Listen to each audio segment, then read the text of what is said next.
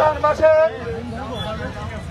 পবিত্র জুম্মার দিনে যারা ধর্ম নিয়ে রাজনীতি করে, ধর্ম নিয়ে ব্যবসা করে, আজকে সেই রাজনৈতিক ধর্ম ব্যবসায়ীরা কান্না ইউনিয়নের আদবপুর গ্রামে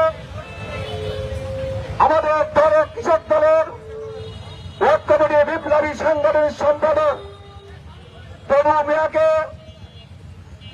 একটি তুচ্ছ ঘটনাকে কেন্দ্র করে পরিকল্পিতভাবে পিটিয়ে নৃশংসভাবে হত্যা করেছে। শুধু তনু মিয়াকে হত্যা করে নাই, তনু মিয়ার ছেলে শিপন সহ 10-12 জন মানুষকে নির্মমভাবে আহত করা হয়েছে এবং তনুকে নৃশংসভাবে পিটিয়ে হত্যা করা হয়েছে। আজকে যারা ধর্মের কথা বলে পবিত্র শুক্রবারে জুম্মার দিন রমজান মাসে একটি মানুষকে নৃশংস হত্যা করার পরেও তারা এই বাজারে দোকানপাট ভাঙচুর করেছে এবং লোকজনের সামনে উল্লাস করেছে। এই ক্ষেত্রে পরাজিত রাজাঘাটের তাদের সেই চরিত্রের বহিঃপ্রকাশ ঘটেছে।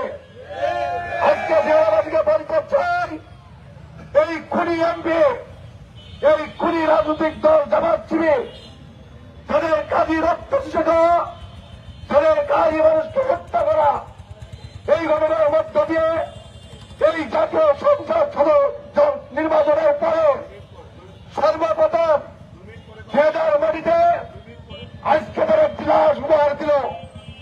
আমরা জেলাবাসীকে বলতে চাই, সমস্ত মানুষ ঐক্যবদ্ধ এই খুনিদেরকে মোকাবেলা করতে হবে এবং প্রশাসনকে বলতে চাই এই খুনিদের অবিলম্বে গ্রেপ্তার করতে হবে এবং উপযুক্ত বিচারের ব্যবস্থা করতে হবে। আগামী 48 ঘন্টার ভিতরে এই খুনিদের গ্রেপ্তার না করলে আমরা পরবর্তী কর্মসূচি দেব।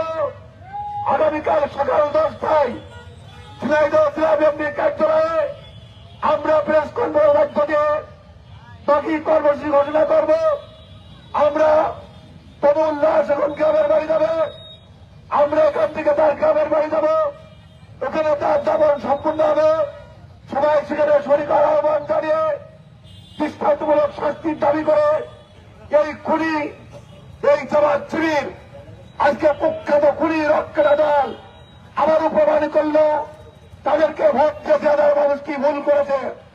আজকে তাদেরকে ভোট দিয়ে আজকে আমরা লাশ মোহর পাচ্ছি। আজকে তাদেরকে বয়কট করতে হবে। উপযুক্ত ডাক দেওয়া জবাব দেওয়ার জন্য সমস্ত পাড়া মহল্লায় প্রস্তুত আহ্বান জানিয়ে আমি আমার কথা শেষ করছি।